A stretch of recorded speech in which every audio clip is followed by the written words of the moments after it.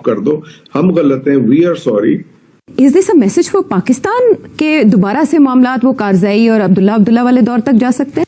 कि इतना बजट तो छोटे पाकिस्तान जैसे छोटे मुल्क जो हैं उनके लिए कितना बड़ा चैलेंज है। मगर गेम शुरू हो गई है तो भारत कहीं ना कहीं अपना एक कहते हैं सिक्का जमा रहा है, पाकिस्तानी दिखाई नहीं दे रहे। मुझे इस पे बड़ा अफसोस है।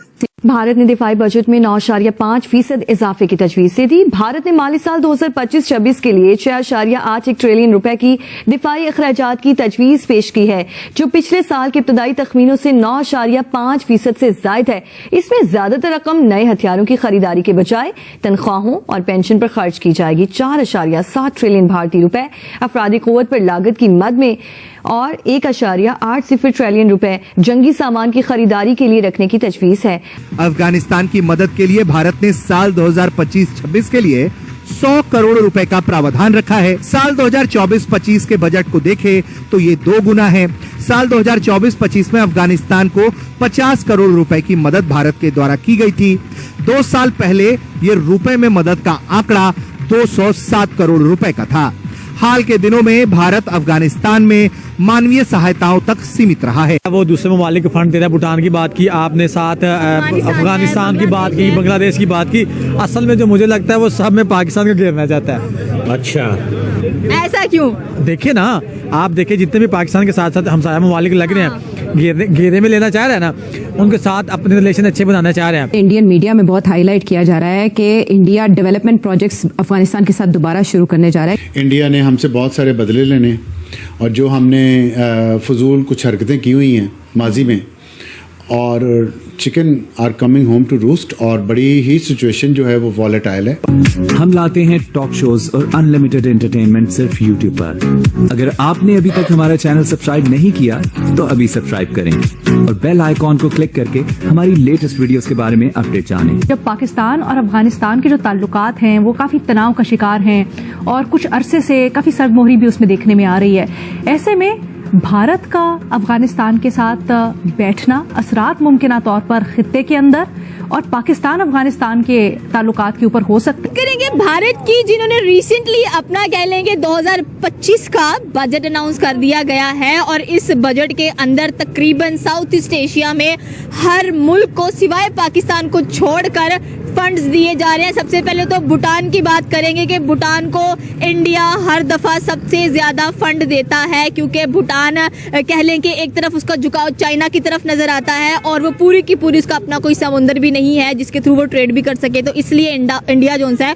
उसका हमेशा कह लें कि जो फंड है वो ज्यादा रखता है, यानी कि उसने दिया है उसको 2150 करोड़ नजर आ रहे हैं जो कि उनको फंड दिया जा रहा है। अफगानिस्तान को 100 करोड़ है, बांग्लादेश को 120 करोड़ है। सोचने वाली बात यह है कि बांग्लादेश के साथ इंडिया की टसल है लेकिन फिर भी 120 करोड़ उसको दिया जा रहा है। फिर नेपाल को 700 करोड़ दिया है, श्रीलंका को 300 करोड़ दिया है, मालदीव को फिर कह लें कि 600 करोड़ दिया है, मलेशिया को 350 करोड़ है, म्यांमार को 500 करोड़ है। सर क्या कहना चाहते हैं कि इंडिया ने साउथ ईस्ट एशिया कंट्री में हर किसी को फंड दिया है, पाकिस्तान का नाम नहीं आया है? ये असल में जो जियो पॉलिटिक्स होती है ना, ये उसका एक बेसिक आंसर होता है कि आपने किन ममालिक के साथ अपने जो रिलेशंस हैं उनको स्ट्रेंथन करना है, किन के साथ नहीं करना। तो ये साउथ एशियन पॉलिटिक्स है ना, इंडिया इसमें एज एक डोमिनेंट रोल अपना किरदार अदा करना चाहता है। तो ये उसकी पॉलिसीज़ का हिस्सा है, जिसकी वजह से वो चाहे बांग्लादेश है, नेपाल है, अफगानिस्तान है। अफगानिस्तान में इससे पहले भी ये हिस्ट्री का हिस्सा है कि अफगानिस्तान में वो इंटरफेरेंस करता रहा, कभी डेवलपमेंट फंड की शक्ल में, कभी वैसे इंफ्रास्ट्रक्चर की शक्ल में। तो वो ये चाहता है कि एक अलायंस अपना बनाए जिसकी वजह से वो इस रीजन में डोमिनेट हो। मतलब आप कह रहे हैं कि वो एक ब्लॉक बनाना चाह रहे हैं साउथ ईस्ट एशिया के अंदर जिसमें इंडिया की डोमिनेंसी और नजर आए। अब आप ये इमेजिन कर लें कि इतना बजट तो छोटे पाकिस्तान जैसे छोटे मुल्क जो हैं उनके लिए कितना बड़ा चैलेंज है। इंडियंस ये कहते जरूर हैं कि जी बहुत सारे हमारा जो बजट है वो तो पेंशन एंड वेजेस पे चला जाता है, लेकिन वो जो वेपन्स एक्वायर करते हैं वो भी तो इसी बजट से होता है, वो भी तो इसी बजट से होता है। सो तकरीबन आप ये समझ लें ये जो कंप्लीट जो आउटले है ये बहुत ज्यादा है और इंडिया का मेजर फोकस क्या है? To modernise its military, to counter China and Pakistan. Pakistan को डिसएडवांटेजेस पोजीशन में रखना है और चाइना को काउंटर करना है। दो मेजर गोल है कि जी पाकिस्तान को जैसे तैसे डिसएडवांटेजेस पोजीशन में चला जाए। गो कि इस वक्त उनके एयर चीफ कहते हैं कि पाकिस्तान जो है वो मैच कर रहा है या हमसे थोड़ा आगे है शायद। ये इंडिया के एयर चीफ ने कहा, if I am not wrong. अगर मैं गलत हूं तो आप कमेंट सेक्शन में बता सकते हैं। अब ये जो एलोकेशन हुई हैं, जब देखिए 500 अरब रुपया एयरक्राफ्ट एंड एरो इंजन के लिए है, 250 अरब रुपया नेवल फ्लीट के लिए। यही वो एरियाज हैं जहां पे दोनों इंडिया जो है वो काम करना चाह रहा है। यहां अपनी एयर कैपेबिलिटी बढ़ाना चाहता है। एयर कैपेबिलिटी किसके लिए बढ़ाना चाहता है? पाकिस्तान के लिए बढ़ाना चाहता है, क्योंकि 2019 में जो कुछ हुआ था वो समझते हैं उसको रिपीट नहीं होना चाहिए।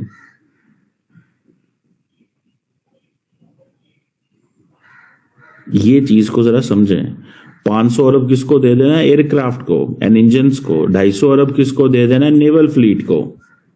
मुकाबला किसका करना है? चाइना का। लेकिन इंडियन फौज के पास पैसा ज्यादा है, लगा नहीं पा रहे। इंडिया की जो फौज है वो उसके पास अभी 125 अरब पिछला पड़ा हुआ है डिफेंस बजट, जो उन्होंने नहीं कंज्यूम किया, लगाया।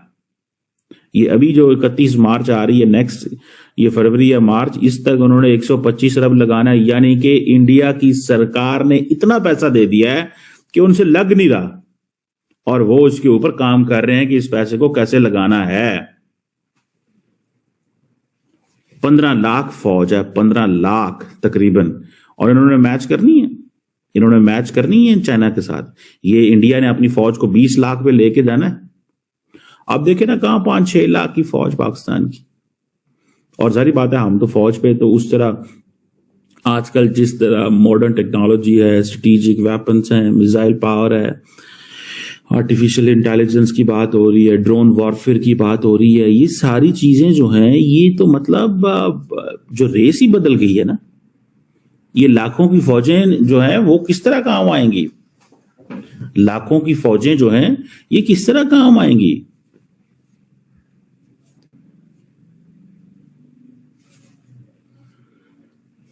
ये चीज है, थोड़ी सी इसको समझने की जरूरत है। मैं समझता हूं इसको देखने की जरूरत है।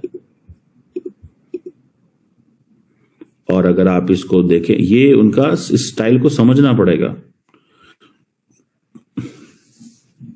ये मोदी 3.0 जो है, इसमें निर्मला सीताराम जो मैडम है, उनकी फाइनेंस मिनिस्टर, भाई उसने को 5-6 अरब डॉलर डिफेंस बजट बढ़ा दिया। कहां 74 अरब डॉलर पिछले साल, और कहां इस साल जो है वो 78-9, 4 अरब डॉलर फिर बढ़ गए। अब हम तो नहीं ये बढ़ा सकते, ये बजट हम तो नहीं ये बजट बढ़ा सकते ना। हमारे पास तो रिसोर्सेज ही नहीं है। We don't have this money. We don't have this money.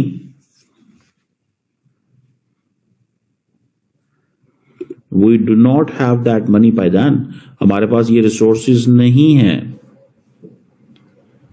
हमारे पास ऐसा पैसा नहीं है कि हम 74 अरब डॉलर वो लगा रहे हैं। हम 74 अरब डॉलर हो तो हम तो मतलब we will be far ahead from India.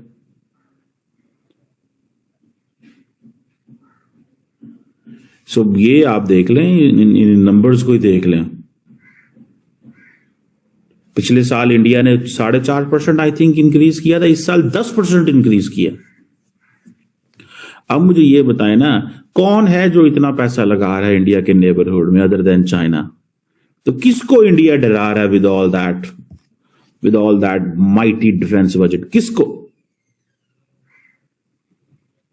कौन है बड़ा खतरा इंडिया के लिए? तो आपको ये वीडियो कैसा लगा कमेंट बॉक्स में जरूर लिखिए। इस वीडियो को लाइक कीजिए, शेयर कीजिए, सब्सक्राइब करना ना भूलिए आपके चैनल EFC.Z को। तो मिलते हैं अगली वीडियो में। जय हिंद।